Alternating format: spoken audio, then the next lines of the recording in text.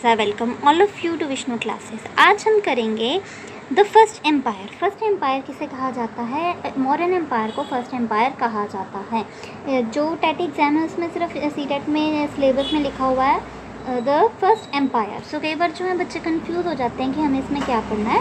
तो आपको जो है मौर्यन एम्पायर के बारे में पढ़ना है, उनके जो जितने भी राजा हुए हैं उनके बारे में पढ़ना है। सो अशोकन एम्पायर भी जो है मौर्यन एम्पायर ही है। सबसे पहले चंद्रगुप्त मौर्य थे, फिर उसके बाद बिंदुसार थे। बिंदुसार का बेटा जो है वो अशोका था। जो इनके कार्यकाल के बारे में हमें पढ़ना है। इससे रिलेटेड जो है कई बार क्वेश्चन आते ही रहते हैं। अगर हम बात करें वैदिक पीरियड के ख़त्म होने के बाद जो है आर्यंस जो हैं वो कहाँ पे रहना शुरू हो गए? इंडो गंगेटिक प्लेन्स में। ठीक है, अब ये क्वेश्चन बन सकता है कि कब जो है आर्यंस इंडो गंगेटिक प्लेन्स में रहना शुरू हुए? वैदिक पीरियड का जो जब है वो ख़त्म होता है। फिर आगे जो है डिविजन्स होने लग गई, जनपद बनने लग गए, महाजनपद बनने लग गए। और इसी तरीके से जब हम मोस्ट पावरफुल जनपद मीन्स की सबसे पावरफुल जनपद की बात करते हैं तो वो कौन सा है? मगध। ठीक है, जो कि मौर्य के अंडर ही आता है। अब मगध जो है कैसे जो है आगे बढ़ा, कैसे उसकी राइज हुई आगे। मगध जो है उसके प्लेन्स की अगर हम बात करें तो बहुत ज़्यादा जो है उपजाऊ हैं। और ये जो है क्यों उपजाऊ है ये भी क्वेश्चन बन सकता है, क्योंकि ये जो है रिवर गंगा के पास है। ये भी बन सकता है क्वेश्चन कि कैसे हैं, फर्टाइल हैं या नहीं है। और अगर हम बात करें मगध जो है बहुत ही पावरफुल स्टेट थी और बहुत सारे राजा जो है पहले इस पे राज कर चुके थे, जैसे हरियंका हो गया, शिशुंगा हो गया और नंदा डायनेस्टी। चंद्रगुप्त मौर्य जो है उसके राज से पहले जो है नंद डायनेस्टी जो है वो राज करती थी। फिर आगे जाके जो है चंद्रगुप्त मौर्य उसके राजा बने। फिर उसके बाद जो है चंद्रगुप्त मौर्य के बाद बिंदुसार बने और बिंदुसारा के बाद जो है अशोका बने। अगर हम 326 BC की बात करें तो अलेक्जेंडर जो है वो इंडिया में आया था। तो ये भी क्वेश्चन बन सकता है कि अलेक्जेंडर जो है कब आया था इंडिया में, और ये कई बार क्वेश्चन आया भी है। ठीक है, कब आया था? 326 BC में। और मगध जो है उस टाइम पे नंद राजा का राज था, नंद रूलर्स थे उस टाइम पे। तो ये भी पूछा जा सकता है कि जब अलेक्जेंडर आया था इंडिया में तो किस डायनेस्टी का राज था? नंदास का राज था। फिर जो अगर हम बात करें, ये तो सभी ने सुना ही होगा कि नंद रूलर्स ने जो है बेइज्जती की थी, ह्यूमिलेट किया था चाणक्य को। फिर उसके बाद जो है जो चाणक्य है उसने शिष्य बनाया था चंद्रगुप्त मौर्य को, और चंद्रगुप्त मौर्य को सारी कूटनीति जो है राजनीति सिखाई थी। और उसके बाद जो है चंद्रगुप्त मौर्य नंद रूलर्स को डिफीट करके जो है वहाँ पे राजा बने थे। ठीक है, और उन्होंने जो है मौर्यन एम्पायर बनाया था चंद्रगुप्त मौर्य ने। ये भी क्वेश्चन बन सकता है कि कब बनाया था? 321 BC में। ठीक है, एक तो ये क्वेश्चन बन सकता है कि चंद्रगुप्त मौर्य के जो है टीचर कौन थे? चाणक्य थे। चाणक्य को कौटिल्य भी कहा जा सकता है, कौटिल्य भी उनका ही नाम है। ठीक है, और इनकी बहुत फेमस बुक है अर्थशास्त्र। तो ये भी क्वेश्चन कई बार आ जाता है। और ये भी क्वेश्चन आ जाता है कि जो मौर्यन एम्पायर था उसकी कैपिटल कौन सी थी, और उसकी कैपिटल थी पाटलिपुत्र। ठीक है, तो ये क्वेश्चंस मैं इसीलिए नोट्स करवा रही हूँ, चैप्टर्स इसलिए नहीं करवा रही क्योंकि उसमें बीच में क्वेश्चंस बनेंगे, लेकिन जो नोट्स हैं हर लाइन में 1, 2 या 3 क्वेश्चंस होते ही हैं। तो आप इनको पढ़ के चल जाओगे ना तो अच्छे से अच्छे 60 आउट ऑफ 60 जो हैं बन ही सकते हैं। सो अगर हम चंद्रगुप्त की बात करें तो चंद्रगुप्त ने आगे अपना जब राज स्थापित करने के बाद जो है आगे उसने पंजाब पे भी राज स्थापित कर लिया, गुजरात, अफगानिस्तान, इन सबको कैप्चर कर लिया। और ग्रीक रूलर जो है सेल्यूकस को हरा दिया था उसने। ठीक है, तो ये भी पूछा जा सकता है कि किसको हराया था चंद्रगुप्त मौर्य ने? सेल्यूकस को हराया था। और कब हराया था? 305 BC में। 25 साल राज करने के बाद चंद्रगुप्त मौर्य जो है वो एसेटिक बन गए थे। एसेटिक क्या होता है? सन्यासी बन गए थे। और फिर उसके बाद जो है उनका बेटा बिंदुसार जो था वो राजा बना। ठीक है, और उसने जो है आगे साउथ की तरफ अपना राजपाट जो है वो और ज़्यादा बढ़ाया। फिर आगे हम बात करते हैं बिंदुसारा के बाद कौन बने? अशोका बने। ठीक है, अशोका जो थे वो एक ग्रेट वॉरियर थे। उनको जो है मैसेंजर ऑफ पीस भी कहा जाता है। ठीक है, तो ये भी क्वेश्चन कई बार बन जाता है कि मैसेंजर ऑफ पीस किसे कहा जाता है? तो ये इसका आंसर होगा अशोका को। ठीक है, बिंदुसार के बाद अशोका बने, ये हमें पता चल गया, जो कि ग्रेटेस्ट मौर्यन एम्परर थे। ठीक है, फिर उसके बाद जो है उन्होंने लड़ाई झगड़ा मतलब कि वॉर हुई थी एक कलिंगा में। लड़ाई झगड़ा देख के जो है उन्होंने देखा आसपास सभी जगह खून ही खून है, उससे जो है वो उनको अच्छा नहीं लगा। फिर उसके बाद उन्होंने बुद्धिज़्म जो है वो अपना लिया था, एक एसेटिक बन गए थे। और बुद्धा की टीचिंग्स को ही जो है आगे उन्होंने बढ़ाना शुरू कर दिया। और उनकी फ़िलॉसफी जो थी बुद्धा की धामा, उसको और ज़्यादा जो है प्रोपोगेट करने लगे, सभी जगह पहुंचाने लगे।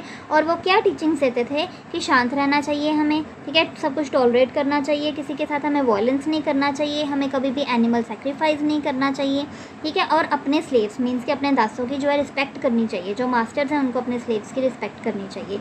तो ये जो है बुद्धिज़्म की सारी फिलॉसफीज़ जो हैं वो अशोका ने अपना ली थी, ठीक है। और उन्होंने अपनी जो है मिशनरीज़ भी भेजे थे, अपने जो और आगे जो उनकी बातें मानते थे बुद्धिज़्म की, उन्हें धम्मा महात्मास कहा जाता था। और कहाँ कहाँ पे भेजा उन्होंने उन्हें जो है श्रीलंका में, बर्मा में, साउथ ईस्ट एशिया में भेजा। क्या करने के लिए? बुद्धिज़्म को और आगे बढ़ाने के लिए, बुद्धिज़्म की टीचिंग्स जो है सभी तक पहुँचाने के लिए। इसीलिए जो ये भी क्वेश्चन बन सकता है कि जो मिशनरीज़ अशोका ने भेजे थे उनको क्या कहा जाता है? धामा महात्मास कहा जाता है। कहाँ कहाँ भेजा था? श्रीलंका में भेजा था, बर्मा में भेजा था, साउथ ईस्ट एशिया में भेजा था। अगर हम मौर्यन एडमिनिस्ट्रेशन की अब बात करें तो सेंट्रल एडमिनिस्ट्रेशन क्या होता है? जैसे एक राजा का राज होता है ना, मोनार्क सिस्टम होता है, तो उसी तरीके से सेंट्रल एडमिनिस्ट्रेशन मीन्स कि एक राजा का राज होता है, उसमें जज भी जो है वही होता है और लॉ भी जो है वही देखता है। मीन्स कि लॉ भी मतलब कि किसी को पनिशमेंट देनी है या किसी का जो कोई भी केस है वो सब कुछ राजा ही डील करेगा। अब उसके लिए हेल्प के लिए जो है कुछ मंत्रीज और अमात्याज होते थे। मंत्रीज मीन्स की जो मिनिस्टर्स होते थे, अमात्याज मीन्स की काउंसिल ऑफ मिनिस्टर, जो उसके मेन जो है मतलब कि बहुत ज़्यादा विश्वसनीय होते थे, ठीक है। अगर हम बात करें जैसे सेंट्रल एडमिनिस्ट्रेशन होता है हमारे इंडिया की भी, अगर हम बात करें तो सेंट्रल एडमिनिस्ट्रेशन भी है, प्रोविंशियल एडमिनिस्ट्रेशन। सेंट्रल मीन्स की जब पूरी स्टेट जो है पूरी नेशन जो है वो एक व्यक्ति कंट्रोल करता है, ठीक है। और प्रोविंशियल एडमिनिस्ट्रेशन जो है जो प्रोविंसेस हैं, डिस्ट्रिक्ट्स जो हैं वो कंट्रोल की जाती हैं किसी भी एक हेड द्वारा, ठीक है। सेंट्रल एडमिनिस्ट्रेशन मीन्स कि जो राजा तो नहीं है इंडिया में, लेकिन सेंट्रल एडमिनिस्ट्रेशन जो है वो एक हेड के द्वारा गवर्न किया जाता है। तो उसी तरीके से प्रोविंशियल एडमिनिस्ट्रेशन ये भी इंडिया में है, जिसमें गवर्नर हेड करता है। हमारे स्टेट्स वगैरह को जो है गवर्नर हेड करता है ना, तो उसी तरीके से प्रोविंशियल एडमिनिस्ट्रेशन जो है वो गवर्नर द्वारा हेड की जाती है, ठीक है। उस टाइम पे भी जो है प्रोविंशियल एडमिनिस्ट्रेशन में गवर्नर्स होते थे जिनको कुमारा या आर्यपुरा कहा जाता था, और सेंट्रल एडमिनिस्ट्रेशन के लिए जो है राजा होते थे। और जो डिस्ट्रिक्ट्स हैं या फिर डिस्ट्रिक्ट्स को जनपद भी कहा जाता था, वो आगे जो है डिवाइड की हुई थी। और इसकी जो है 3 इंपॉर्टेंट ऑफिशियल डिस्ट्रिक्ट्स थी। कौन कौन सी थी? प्रदेशिका, राजुका और युक्ता। ये भी बहुत इंपॉर्टेंट है कि कौन कौन सी इंपॉर्टेंट ऑफिशियल इनकी प्रोविंसेस थी। कौन कौन सी थी? प्रदेशिका, राजुका और युक्ता, ठीक है। अगर हम मिलिट्री सिस्टम की बात करें मौर्यन एम्पायर की, तो इनका जो एम्पायर था बहुत ही बड़ा था, बहुत ज़्यादा इनकी आर्मी भी बहुत ज़्यादा पावरफुल थी। मैगस्थनीज जो थे ग्रीक एम्बेसडर थे, और उन्होंने इनके सोल्जर्स जो है उनको भी मतलब कि सिखाते थे। Work most numerous class next to the cultivators, means कि सारा कुछ जो है मैगस्थनीज देखता था, जो कि एक ग्रीक एम्बेसडर था, मिलिट्री की सारी पावर वो देखता था। आगे अगर हम बात करें अर्थशास्त्र की, तो अर्थशास्त्र जो थे उसमें बताया गया है। अर्थशास्त्र क्या है? मैंने आपको पहले ही बताया कि कौटिल्य या फिर जिसको चाणक्य कहा जाता है उसकी बुक है। जो अर्थशास्त्र है उसमें 3 तरह के सोल्जर्स बताए गए हैं। कौन कौन से हैं? सबसे पहला है hereditary fighting class. Hereditary means कि जिनके पूर्वज भी जो हैं वो भी सोल्जर ही थे, ठीक है। सेकंड बोला जाता है मर्सेनरीज। मर्सेनरीज क्या हैं? जो अपनी इच्छा से, ठीक है, अपनी इच्छा से जो हैं वो फाइट करने या फिर लड़ाई झगड़ा करते हैं, या मतलब कि सोल्जर्स बनते हैं अपनी नेशन को या फिर अपनी जो स्टेट है उसको बचाने के लिए, अपने राजपाट को बचाने के लिए।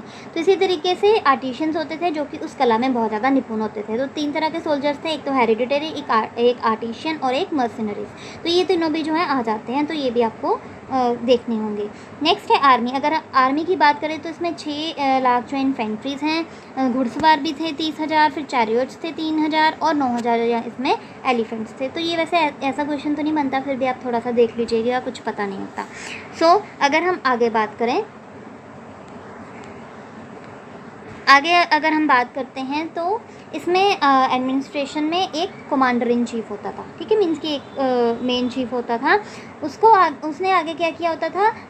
6 डिपार्टमेंट्स अलग अलग बनाए होते थे, ठीक है। मिलिट्री एडमिनिस्ट्रेशन को देखने के लिए उसने 6 डिपार्टमेंट्स बनाए होते थे। तो ये भी क्वेश्चन बन सकता है कि आर्मी एडमिनिस्ट्रेशन कौन देखता था?